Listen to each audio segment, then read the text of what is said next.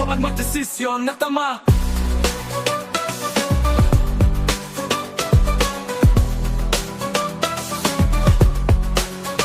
Skip the scroll and stream at every 36 news stream. Kasama si Justin, di sa neto na to makibalita, makialam, matuto at magdesisyon na tama, matudesisyon na tama.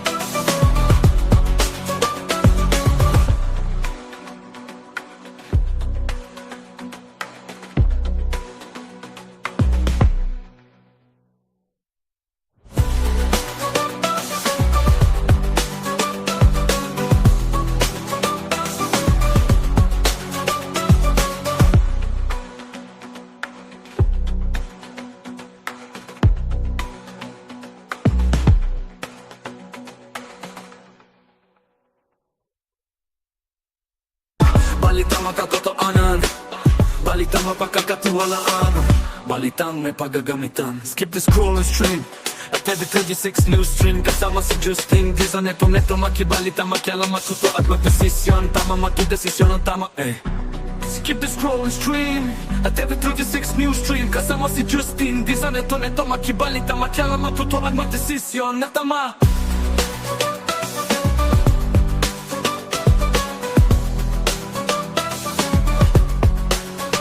Skip the scroll and stream at every 36 news stream. Kasama si Justin, di sa neto makibalita, makialam, matuto at magdesisyon na tama, matudesisyon na tama.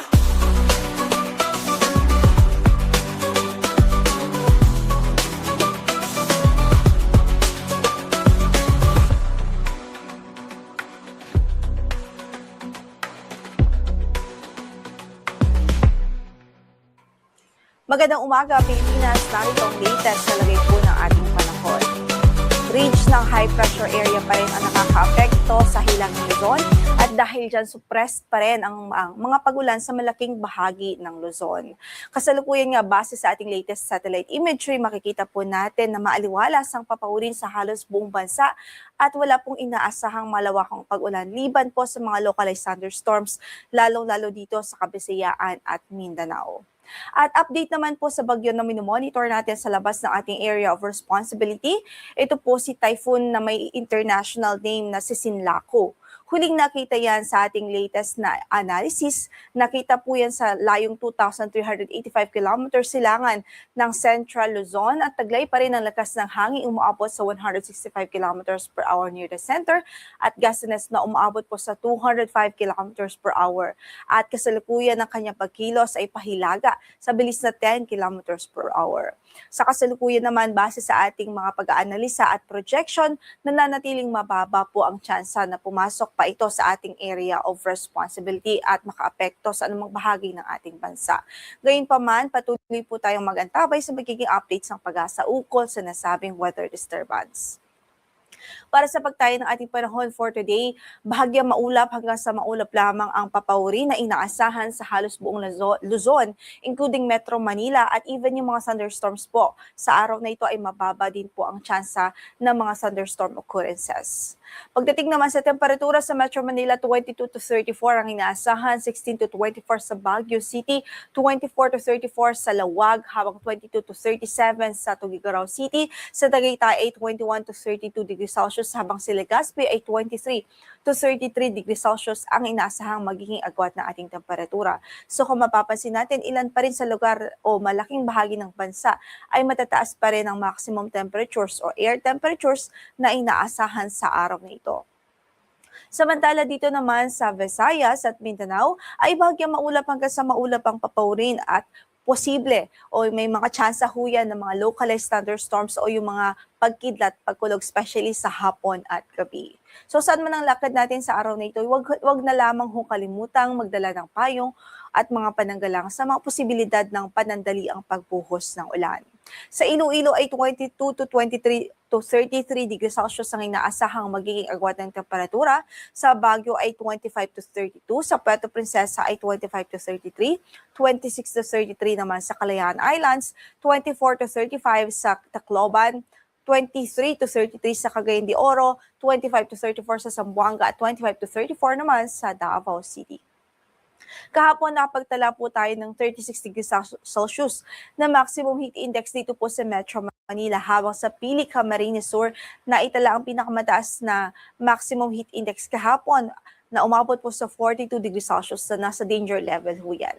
Samantala for today, sa ating forecast sa Metro Manila, pwede pong umabot hanggang sa 37 degrees Celsius ang maximum heat index dito sa Kamaynilaan, habang para sa ibang bahagi naman ng ating bansa, ang pwede pong maitalang maximum heat index ay sa Dagupan City, Pangasinan at sa Cotabato City, Maguindanao, kung saan ay pwede maikapagtala ng 41 degrees Celsius na maximum heat index. Pareho po yan na nasa extreme caution level. Ang ibig sabihin lamang po nun ay posible po yung mga heat stress at heat cramps kapag patuloy at continuous ang exposure sa ganitong klaseng init ng panahon. Kaya patuloy natin pinag-iingat ang ating mga kababayan, stay hydrated po, umiwas muna sa direct exposure sa sunlight, lalo-lalo na sa katanghalian at sa bandang hapon. Wala rin po tayong gale warning na nakataas ngayon sa anumang bahagi na ating mga baybaying dagat, Panayad hanggang sa katamtaman ang magiging pag-alon sa Hilagang Luzon at kanlurang bahagi ng Luzon. Pero dito po sa silangang bahagi ng Southern Luzon, Visayas at Mindanao ay katamtaman naman hanggang sa maalon ng kondisyon ng karagatan. Kaya't patuloy pa rin natin pinag-iingat ang ating mga kababayang mangingisda ho dyan, lalong-lalo na ho yung mga gumagamit ng maliliit na sasakyang pandagat. Ang sunrise natin for today is 5:42 in the morning at lulubog naman ng araw mamaya sa ganap na 6:10 ng gabi. Ito po si Lori de la Cruz Galicia. Magandang umaga po.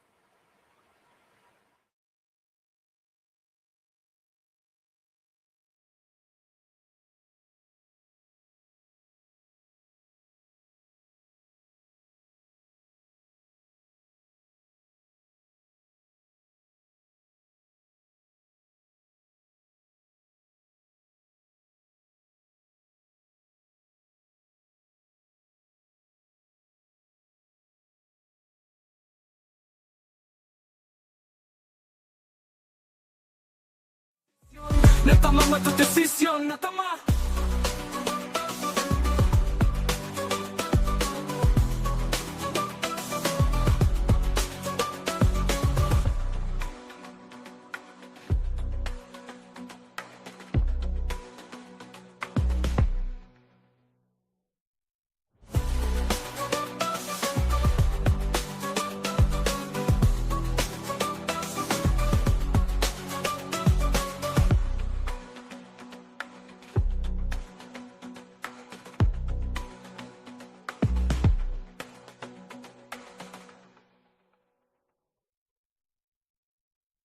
Balitang makatotoanan, balitang mapagkakatiwalaan, balitang may paggagamitan. Skip the scroll and stream at 36 news stream kasama si Justin. Sa araw-araw na pakikipagsapalaran sa matinding trapiko sa Pampanga, mula sa bumper-to-bumper na daloy sa mga pangunahing kalsada hanggang sa halos hindi na umuusad na pila ng sasakyan. Unti-unti nang hinahanapan ng konkretong solusyon ang matagal ng suliranin. Nitong Lunes, April 13, nagtipon-tipon ng iba't ibang ahensya ng gobyerno at pribadong sektor sa kauna-unahang Infradev Committee Convocation ng Pampanga Chamber of Commerce o PAMCHA upang pag-usapan ang kabuuang plano sa infrastruktura ng lalawigan. Target daw nitong pag-isahin ang mga hakbang ng bawat ahensya na dati ay kanya-kanya ang tinutugon ng problema sa trapiko.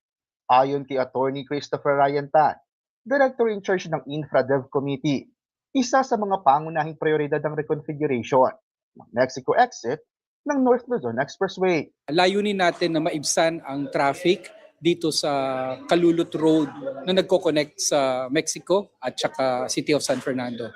Naging usapin kung anong klaseng reconfiguration at kung kailan. So maganda naman yung narinig natin ngayon na yung reconfiguration ay akmang posibleng matapos within 18 to 24 months. Kasabay nito, nakahanay na rin daw ang mga planong pagpapalit at pagsasaayos ng mga lumang flyover sa Olongapo-Gapan Road at kahabaan ng Jose Abad Santos Avenue o Jasa Road. Masaya tayong nabigyan ng update na inaayos muna yung mga alternate roads at yung traffic management plan, at very active naman ang ating mga LGU partners both from the City of San Fernando and the other LGUs together also with the Pampanga provincial development office. Ayon pa kay Tan, malinaw ang inaasahang benepisyo nito para sa publiko at para na rin sa lumaligong ekonomiya ng Pampanga. Kung maayos ang ating mga kalsada at na-address natin ang traffic congestion, mas maayos ang takbo ng ekonomiya, ang kalakalan, mas kumbinyente sa ating riding public, and more importantly, mas madali tayong makapaghikayat ng mga investment. Napaka-importante nito, lalo na sa panahon ngayon, kinakaharap natin ang isa na namang krisis. Samantala, nagmungkahi naman si Santo Tomas Mayor John Sambo ng long-term solusyon para mabawasan ang volume ng sasakyan sa mga pangunahing kalsada. Sa kanyang panukala, planong ilihis ang mga truck at haulers patungo sa bubuksang Santo Tomas NLEX Interchange. Kapag naisakatuparan, may iwasan ani ang pagdaan ng tinatayang 3,000 truck kada araw sa MacArthur Highway, Jasa at iba pang major routes. So ako po, sinuggest ko dahil in 2 years time, magbubukas na po yung Santo Tomas NLEX Interchange. Sinuggest ko po na pag-aralan na darating ang panahon, lahat ng mga trucks natin, yung mga haulers natin, didiretso na ng Santo Tomas to NLEX. Ngayon ho kasi meron ng ongoing another road along Megadike, ang DPWH. So kumbaga, lalabas din naman ho yan sa GSO, dadaan din naman yan ng San Fernando. So sinuggest ko po na kung makagawa sila ng kalsada papuntang Santo Tomas, connected sa ating Santo Tomas NLEX Interchange.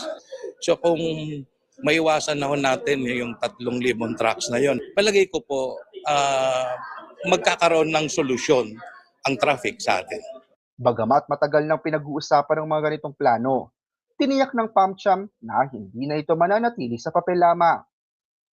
Sa patuloy na koordinasyon ng mga ahensya, inaasahang unti-unti nang makakakalas ang lalawigan sa pagkakabuhol sa traffic na nagpapabigat sa araw-araw na biyahe ng bawat Kapampangan. At napakaganda ng plano ng overall Central Luzon Investment Plan and Development Plan.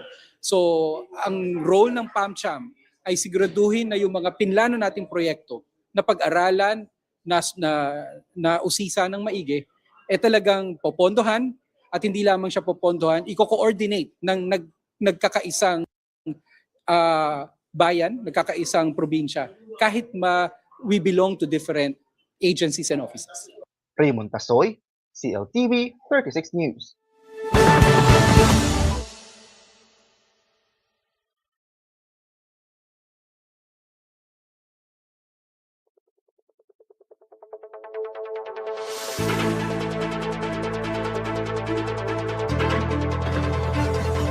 Dumating na sa South Korea ang unang batch ng 23 Foreign Seasonal Workers o FSWs mula Mabalacat City upang magtrabaho sa Taebaek City. Nitong Huwebes, April 9, nang makarating sa Incheon International Airport ang mga FSW matapos lumipad galing Clark International Airport.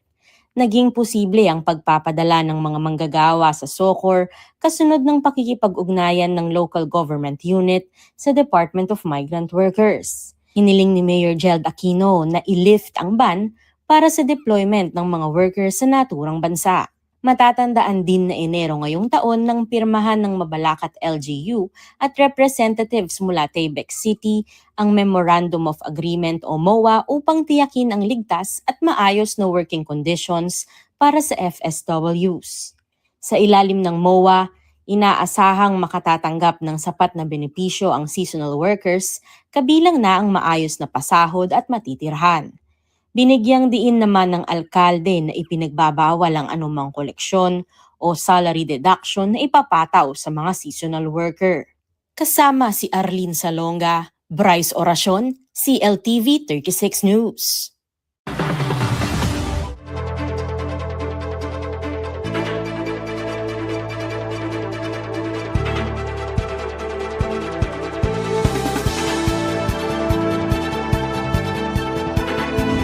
Patuloy daw ang mga inspeksyong ginagawa ng Department of Public Works and Highways o DPWH sa mga bypass road sa bansa na magsisilbing daan sa mas mabilis at mas ligtas sa biyahe ng mga motorista.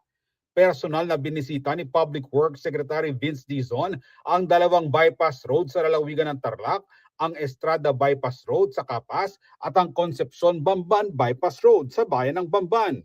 Ibinahagi ng DPWH na nahinto ang konstruksyon ng Concepcion Bamban Bypass Road mula pa noong 2020 dahil sa mga issue ng right-of-way at kakulangan sa pondo. Pero tinututukan na raw ito para may pagpatuloy na ang proyekto. Samantala, inaasahan namang magpahabilis ang daloy ng trapiko ang halos 9 na kilometrong Estrada Bypass Road, lalo na para sa mga biyaheng mula Hilaga patungo sa mga sentrong pangkalakalan sa Tarlac. May benepisyo rin daw ito sa sektor ng agrikultura dahil magsisilbi itong alternatibong ruta para sa mga magsasaka sa halip na dumaan pa sa Manila North Road at sa bayan ng Capas. Dahil dito, mas mapapabilis nila ang paghahatid ng agri-products tulad ng palay, mais at tubo. Nauna nang ipinag-utos si Pangulong Ferdinand Marcos Jr. na tutukan ng mga bypass road projects sa buong bansa upang magsilbing alternatibong daan na magreresulta umano sa mas matipid na biyahe, lalo na sa gitna ng patuloy na pagtaas ng presyo ng langis. Target daw matapos ang dalawang proyekto sa 2027. Ako si Jody Dizon Mercado para sa CLTV 36 News.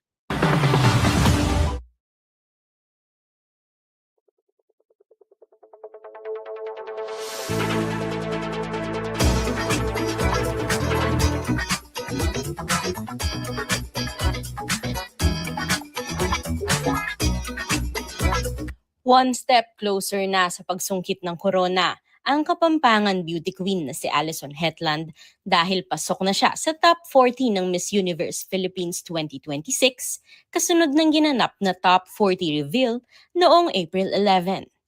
Ayon sa MUPH organization, pinili ang top 40 delegates batay sa pinagsama-samang resulta ng public votes at evaluation ng selection committee sa performances ng mga kandidata sa preliminary evening gown competition. Muli namang mababawasan ng 10 ang bilang ng mga kandidata after ng preliminary interview. Inaasahan ng mga taga-suporta ni Hetland na mapapabilang siya sa top 30 matapos niyang ipamalas ang communication skills at confidence sa interview segment. I know that I should be the next Miss Universe Philippines because I align really well with the organization's values and morals. I know Miss Universe empowers, uplifts, and they want a respectful representation of women. And I value honesty, responsibility, as well as confidence. And I know that I exemplify that as a nurse in my community and as a woman of faith. And I think that's a perfect Filipina for the universe. Thank you so much. Ia-announce ng MUPH ang resulta ng preliminary interview kasama ang public votes sa top 30 reveal na gaganapin sa April 18. Nakatakda namang magtagisan ng candidates sa Coronation Night sa darating na May 2 sa SM Mall of Asia Arena kung saan susubukin nilang sungkitin ng corona para maging representative ng Pilipinas sa Miss Universe pageant na gaganapin sa Puerto Rico. Para sa updates at ticket details, maaaring i-visit ang official social media pages ng Miss Universe Philippines. At yan po ang ating Chika Express. Ako si Bryce Oracion para sa CLTV 36 News.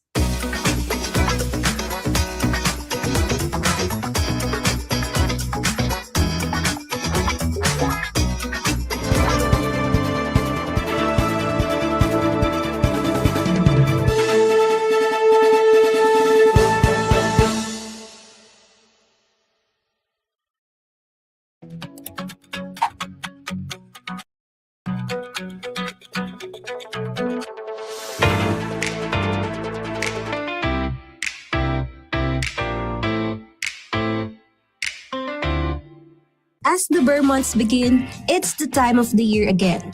Time for family get-togethers, reunions, and year-end celebrations. At kung naghahanap ka ng perfect place to make those moments extra special, ECC Villas and Resort is your ideal relaxing getaway here in Pampanga. This relaxing getaway features 3 spacious villas: the Greenhouse, Yellow House, and Blue House. First stop, the Greenhouse.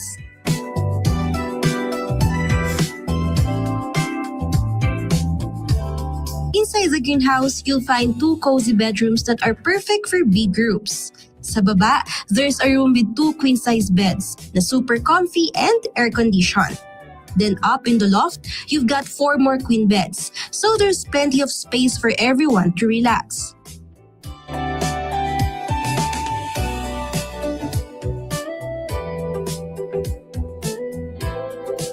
The living area feels just like home. May Wi-Fi, lounge furniture, and a shared bathroom with toiletries. And if you love to cook, the kitchen's ready for you.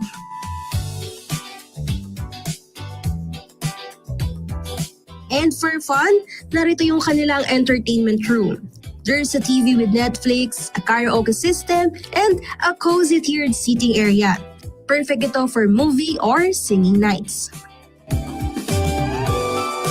And the best part, for only 18,000 pesos, you can enjoy and relax here at the greenhouse, na good for 16 packs.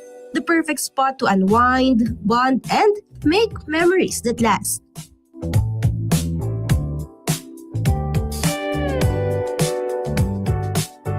Next stop, the Yellow House.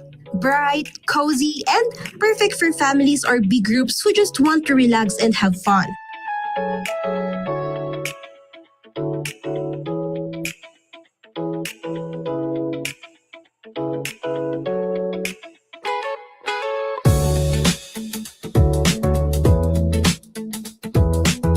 For only 18,000 pesos, it's good for 16 guests na.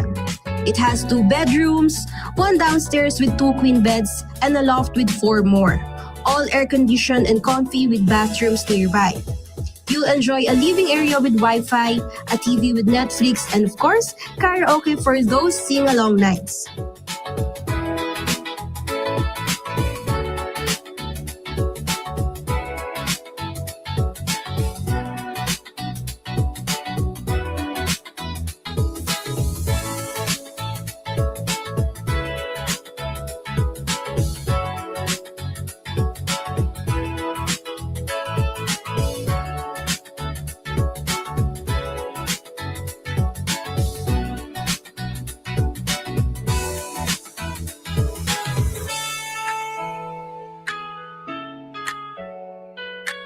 The Yellow House is all about sunshine, comfort, and good memories.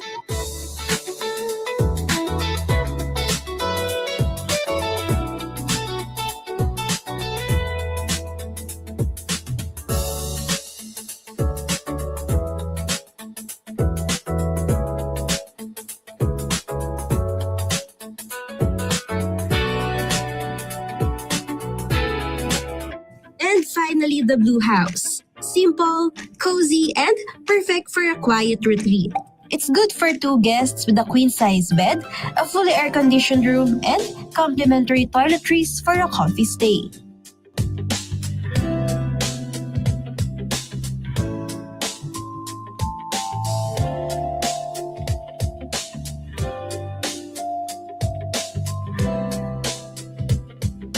All these beautiful houses are found right here at ECC Villas and Resort, located in Villa Isabel Phase 1, Barangay Kalulut, City of San Fernando, Pampanga. Just a few minutes away from the city, but surrounded by nature and peace.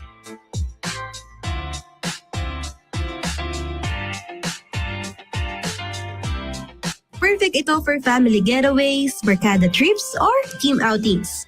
ECC Villas gives you that homey comfort with a relaxing vacation vibe.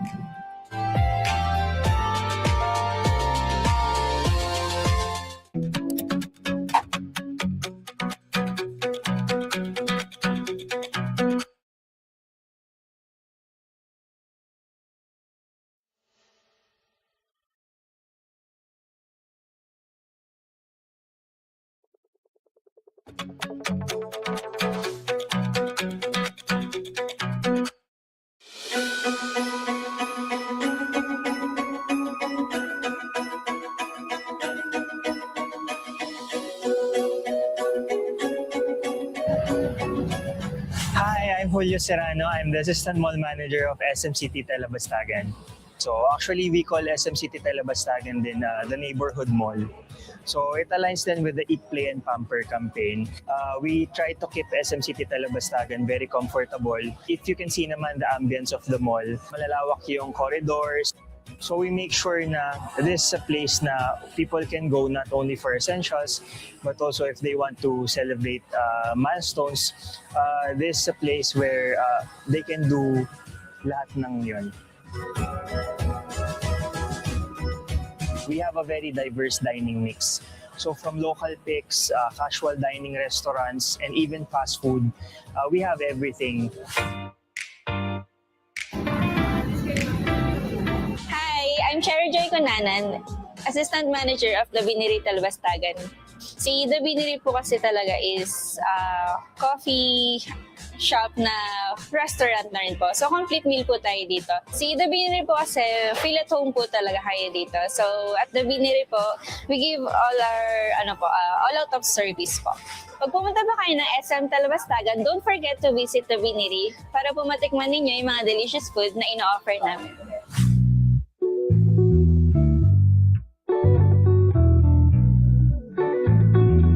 Hello, I'm Angeli Tuazon Canlas, dining staff here in Kaishin Unlimited Hotpot in SM Talabastagan.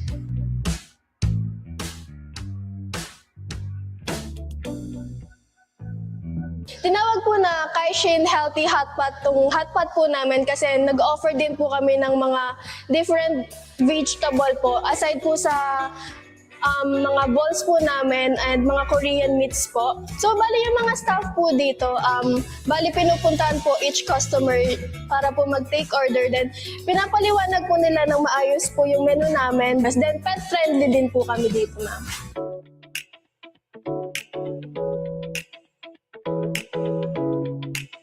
Hi, I am Joanne Ocampo. I am the marketing head at Toll House. It's a homegrown restaurant. We've been in business since 1988. So before Pinatubo pa, dito na kami and we're still here, going strong. And our SM Talabastagan branch is our 5th branch overall. At SM Talabastagan, Eat, Play, and Pamper, di ba? So ano kami sa Eat? Talagang kapag Kapampangan, makakainin ka talaga ng sarap niya. For the play part naman, just to highlight then, we have our recently launched pickleball courts outside for the not so young or kids at heart na pwede talaga for all ages. Inside kasi we have our actually one of our newly opened tenants, Kidzuna, which are for the kids.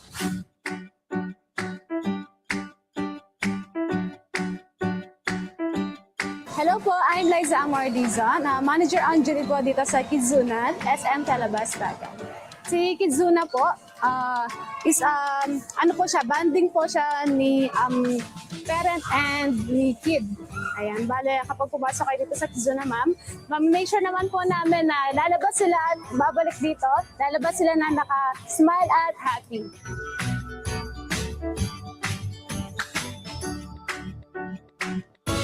For Pamper naman, we have our wellness center which is complete from, we have clinics, hair salons, nail spas.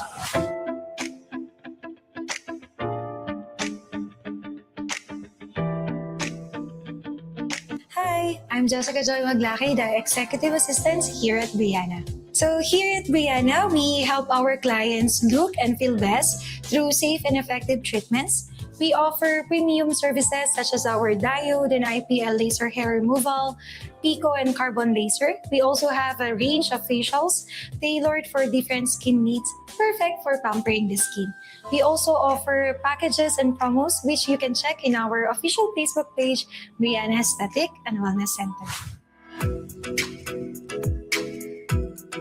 We have 6 cinemas here. So our cinemas are a bit smaller. So if you prefer medyo tahimik, less na tao, it's a perfect venue for you talaga.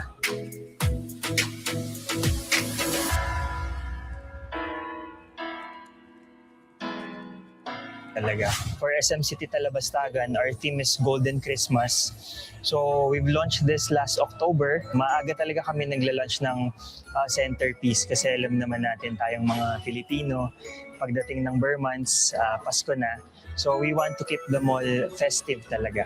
For our holiday hours naman, starting this November 28 up to December 30, the mall will be open up to 10 p.m. Then except for New Year's Eve and Christmas Eve, which we will only be open until 7 p.m.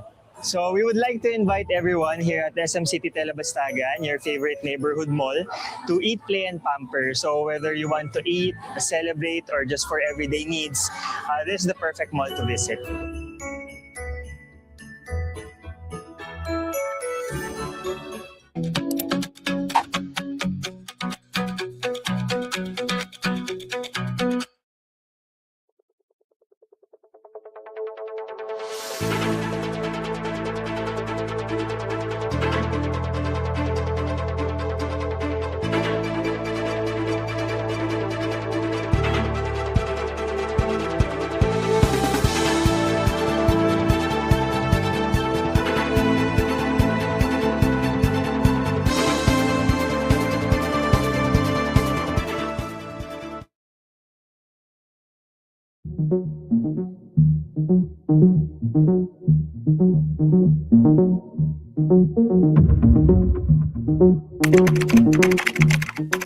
Isang prompt lang, may paliwanag na. Isang type lang, may essay outline na. Isang click lang, problem solved na. Pero habang bumibilis ang pagkuha ng mga sagot, lalong lumalalim ang tanong. Mas natututo nga ba ang mga bata o naaapektuhan ng kakayahan nilang mag-isip dahil sa instant na sagot mula kay ChatGPT, Gemini, at iba pang artificial intelligence o AI chatbots? Sa Pilipinas at buong Timog Silangang Asya, mabilis ang adoption ng AI sa edukasyon. Pero kasabay nito, tumitindi rin ang diskusyon tungkol sa attention span, language skills, at critical thinking ng mga bata. Sa bilis ng AI, para kang may personal tutor, gising 24/7, laging may sagot at hindi napapagod. Ang problema, baka siya na rin ang gumagawa ng essay, report, at lahat ng kailangan mong gawin para pumasa at matuto sa halip na ikaw mismo.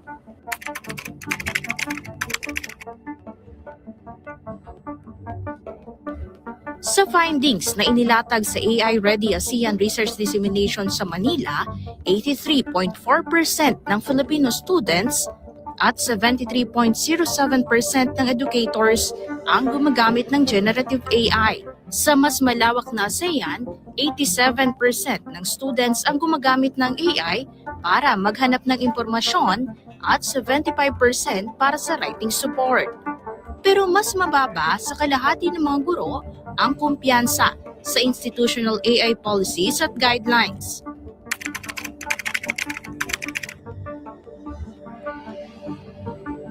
Sa maraming estudyante, hindi na future ang AI. Nandyan na yan.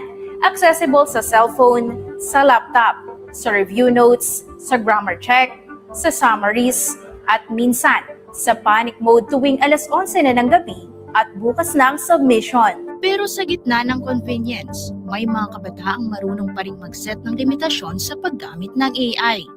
Honestly po, hindi po masyadong gumagamit ng AI as a person kasi po I believe na I can enhance my critical thinking skills more if I do it on my own, if I research on my own. Po kasi I treat AI as a teacher, someone na pwede kong takbuhan kapag may nalilito ako, ganon.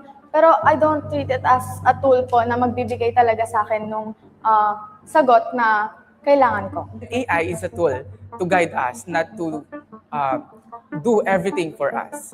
Like, nandyan lang po siya para tulungan tayo if may mga katanungan, para matulungan tayo, hindi para gawin yung mga bagay na tayo dapat ang gumagawa. Yung ipinrompt ko po is galing po sa akin. Like, ako po yung nag-construct ng mga ideas. At dito pumapasok ang mahalagang distinction. Kapag ginamit ang AI para magpaliwanag, Magbigay ng halimbawa o mag-check ng grammar. Nakakatulong ito. Pero kapag AI na ang nag-iisip, nagsusulat at nagpapasya para sa bata, ibang usapan na yon. Hindi lahat ng mabilis ay malalim at hindi lahat ng kumpleto ay tunay na nauunawaan.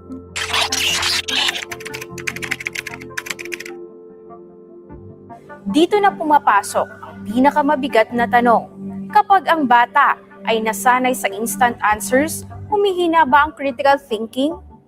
Sa isang 2025 study ng Microsoft sa 390 knowledge workers, lumabas na kapag mas mataas ang confidence o tiwala ng user sa AI, mas mababa ang effort sa critical thinking. Habang kung mas tiwala ang isang tao sa sarili niyang kakayahan, mas mataas ang paggamit niya ng critical thinking. Hindi ito pag-aaral mismo sa mga batang Pilipino, pero malinaw na kapag sobrang nagtiwala ang isang tao sa AI, pwedeng lumiit ang kapasidad nitong mag-isip at mag-analyze. Samantala, sa isang 2024 systematic review sa smart learning environments, naiugnay ang over-reliance sa AI dialogue systems sa paghina ng decision-making, critical thinking, at analytical reasoning, lalo na kung malakas ang kumpiyansa sa AI output to the point na hindi na nila ito sinusuri. Nakakatulong naman ang mga AI learning tools basta tama ang paggamit. So, pwede natin gamitin ang AI learning tools bilang tutor, no? So, sa pag-explain ng mga topics, sa pagbibigay ng step-by-step guide, sa pagbibigay ng mga instructions, paano mas maintindihan ng bata. Pero, nagkakaroon kasi ng dependency, lalo na kung mali ang paggamit ng AI. Halimbawa, ika-copy-paste lang mismo yung nakasulat sa AI at hindi na susubukang aralin kung ano yung nakasulat.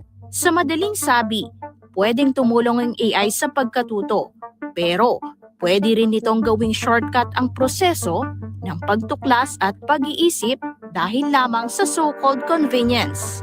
I think yung disadvantage po niya, I think it's the overdependence of the people sa AI. Yung katulad po ng hindi na po sila nag-prompt from their own ideas. Gusto po nila yung ibibigay mismo ng ChatGPT is yung whole answer na. Kapag inabuso, kahit mabuti pa yan, nahantong po sa masama or sa mga hindi mabuting resulta. Ang prinsipyo ng AI is to assist people in thinking, not to replace them. At baka iyan ang pinakasentro ng issue. Hindi kung gumagamit ba ng AI ang mga bata, kundi kung kaya pa rin ba nilang mag-isip nang sila lang at hindi umaasa rito. Kung dati ang kalaban ng focus ay ingay sa classroom, ngayon may bago ng kakumpetensya, ang algorithmic attention traps. Ayon sa American Academy of Pediatrics, wala raw isang safe number ng screen hours na pwedeng i-apply sa lahat ng bata at teens. Mas mahalagang tingnan ang quality ng content, ang context ng paggamit, at kung anong napapalitan nito. Tulog ba? Aral ba? Galaw ba? O oras sa pamilya?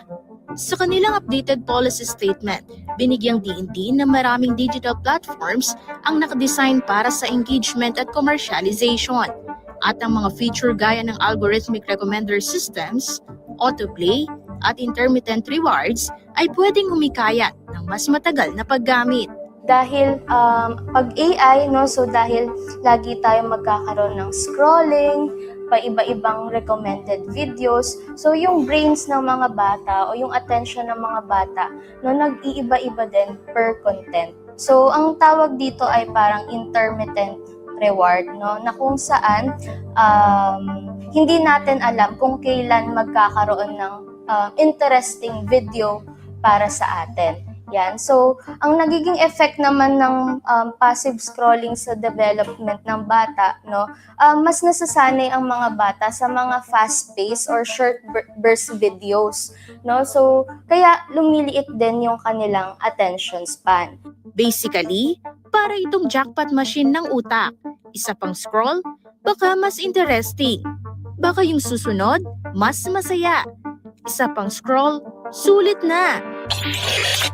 At dahil hanap ng next interesting thing, nababawasan naman ang tiyaga sa mahabang readings, malalim na paliwanag at problem solving. Nag-set po ako ng screen time para sa sarili ko. Yung feature po sa phone na may screen limit and mag-set po ako ng certain hours. Kapag natapos na po yun, wala na. I have to study. Kaya kailangan may limitations pa din sa paggamit ng mga social media platforms. Hindi ibig sabihin na lahat ng screen time ay masama, pero malinaw ang leksyon kapag walang limit. Ang algorithm ang magdedesisyon kung saan mapupunta ang atensyon ng bata.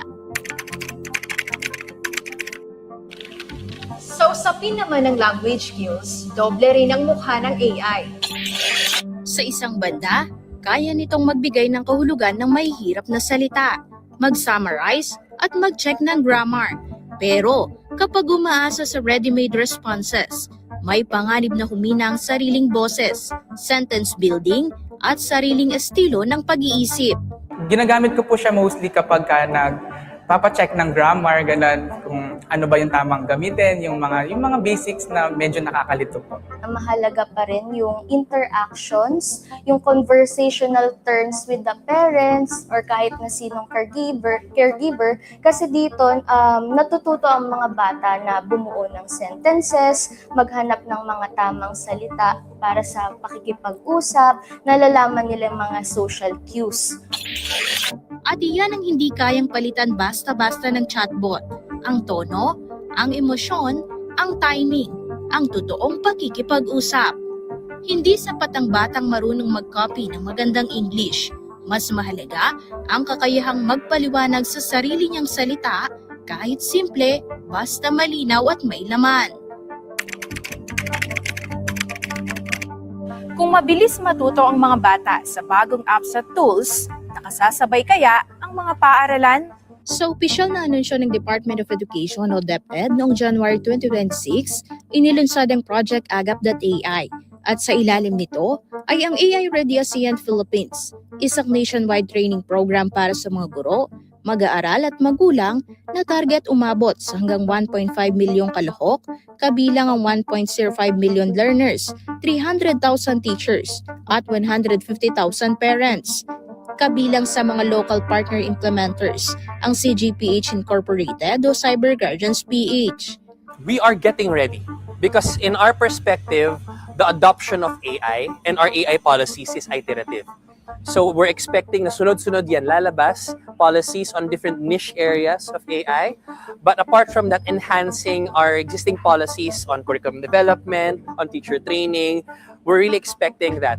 Unang-una sa curriculum is sa mga effective tools that we can use in terms of awareness regarding digital safety and AI use is yung curriculum. But we understand that currently the curriculum is still have to be improved, related to having modern topics related to digital literacy and even use of AI tools. So we understand that the curriculum has to be improved first. Ibig sabihin, hindi sapat na marunong lang ang bata na gumamit ng AI. Kailangan marunong din ang paaralan kung paano ito ituturo, babantayan at lalagyan ng guardrails. Pero ang kailangan natin malaman, paano natin sila i-assist, paano natin sila i-guide, para i-navigate nila yung mga AI tools na yun in a way that it can develop their learning capacities, tas hindi nako-compromise yung quality ng education. Media literacy and AI literacy are our main powerful tools to improve the way that our learners maneuver in that world. Lalong-lalo na ngayon na lahat ng kabataan, halos lahat ng kabataan may access na sa social media. Soon, lahat ng mga kabataan magkakaroon ng access to AI as DepEd amplifies our digitalization efforts and decentralization efforts. AI is inevitable. And this was mentioned by our Honorable Secretary Sani Angara. There really is a strong effort right now to integrate AI into the different facets of DepEd. At totoo naman, hindi na tanong kung darating ba ang AI dahil nandito na siya. The big question is, may sapat bang training? May tamang policies? May access ba? ang liblib na paaralan sa kasulok-sulukang komunidad? Dahil kung ang bata ay may AI sa cellphone pero walang gabay sa paggamit, baka mangibabaw ang convenience kaysa comprehension. Sa gitna ng mabilis na paglawak ng AI, may mga organisasyong pinipiling turuan ng publiko kaysa manakot. Isa na rito ang Cyber Guardians PH, isang non-profit group na nakatutok sa pagprotekta sa mga bata at kabataan laban sa OSAEC, cyberbullying, misinformation, disinformation at iba pang cyber threats. Bahagi rin sila ng mga local implementers sa AI Ready ASEAN Philippines rollout ng DepEd. Sa regional level, ang AI Ready ASEAN ng ASEAN Foundation, suportado ng Google.org, ay may layuning maabot ang 5.5 million people sa buong rehiyon. At sa ilalim nito, inilunsad ang AI Class ASEAN, isang libreng e-learning platform na may 70 interactive modules, 25 topics, at 10 ASEAN languages, kasama ang lessons sa ethics, data privacy at misinformation. So actually what we do is we show both sides of the coin. Of course, we start off with why should we learn AI now? Yung awareness, yung literacy talaga in AI, it's very, very important ngayon. Kasi nga, sinasabi namin, gone are the days na you tell people not to use something to be safe from it. At iyan ang mahalagang punto. Hindi na pwedeng, huwag nyo nalang gamitin. Dahil kahit hindi mo buksan ang chatbot, ginagamit na ang AI sa feed mo, sa search mo, sa recommendations mo, sa content na lumalapit sa'yo. It's a good tool pero wag po kayo mag-upload ng anything you're not going to put online. Be very careful with what data you put on your AI tool. Ang isang simple pero matinding paalala sa lahat ng pamilya, sa AI, ang pagiging matalino ay nagsisimula sa pagiging maingat. Kung ganon, paano pa ginagamit ang AI na may pakinabang pero hindi maapektuhan ang lalim ng pag-iisip? Una, gawing tutor hindi answer key. Imbes na ano ang sagot, mas mabuting itanong, pwede mo bang ipaliwanag step by step? Iyan ang direksyon na inirekomenda rin ng mga education voices. AI as a resource, not a shortcut, habang ang estudyante pa rin ang nag-evaluate. Ikalawa, ipaliwanag ng bata sa sariling salita ang natutunan niya. Kapag hindi niya kayang ikwento ng walang AI, baka hindi pa niya talaga naiintindihan. Ikatlo, i-fact check ang AI. Hindi porket maayos ang grammar, tama na ang laman. Babalik pa rin ako sa old school. Tingnan mo yung mga libro. Okay? Tingnan mo yung mga articles online. Tingnan mo yung mga literatures around you. Tingnan mo yung accuracy nung generate mo na data from these AI tools. Tapos tingnan mo kung tama ba siya dun sa mga libro natin, sa mga learning materials natin. Ika-apat, magtakda ng screen-free times at spaces at magtakda ng malinaw na boundaries gaya ng phone-free meal times, bedrooms at 1 oras bago matulog. Ikalima, huwag ilagay sa AI ang sensitibong impormasyon tulad ng litrato ng bata, school ID, address, passwords o pribadong detalye ng pamilya. So, ang effect ng AI sa child development ay nagiging maganda kung ito ay gagamitin din ng maayos. So, pwedeng guided ng mga magulang. So, halimbawa sa linguistic nga, no? So, pwedeng mag-search ang mga magulang ng vocabulary for the day. Ayan. So, naibibigay nila sa kanilang mga anak. So, sa paanong paraan mag-solve ng math problems para matutunan din ng bata. So, balance lang sa paggamit ng artificial intelligence at yung mga self-directed learning. Responsible use talaga ang focus natin dito. Sa dulo, hindi AI ang kalaban at hindi rin teknolohiya ang dapat katakutan. Ang tunay na laban ay ito. Sa panahon ng instant answers, mapapanatili ba natin ang malalim na pag-iisip? Dahil oo, kayang pabilisin ng AI ang pag-intindi. Pero kung ito na ang laging iintindi para sa bata, baka mabawasan na ang pinakadiwa ng pag-aaral. Ang magtanong, magduda, magsuri at magpaliwanag. Aisel Fernando, CLTV 36 News.